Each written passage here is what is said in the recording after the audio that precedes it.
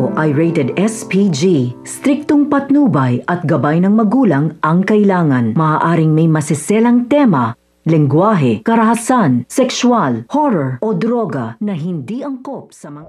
Bagamat halatang nanghihina pa rin si Pirena, pinipilit pa rin nga niyang tumayo at lumaban para sa Encantadia nang mabalitaan ni Mitena ang pagbabalik ng nagmamay-ari ng brilyante ng apoy. Agad nga niya itong hinarap upang ang wakasan na ang bantang kinakatakutan niya. Ngunit sa gitna ng panganib, dumating itong si Tera, ang binansagang sangreng tagapagligtas. Buo ang kanyang loob na matatag ang kanyang puso, bitbit ang kapangyarihang hindi kailanman nasilayan ng Encantadia.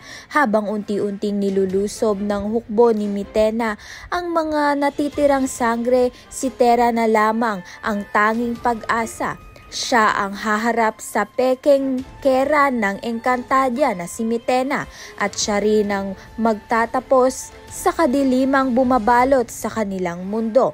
Sa sandaling ito, magsisimula na ang tunay na laban, liwanag laban sa dilim, at sa gitna ng lahat, iisa ang pangalang isinisigaw ng Encantadia, si Tera ang tagapagligtas, ang tanging pag-asa na mawawakasan na ang pagiging kera ni Mitena. Kaya naman nga't yan at iba pa ang dapat nating pakaabangan. Maraming salamat sa iyong panonood.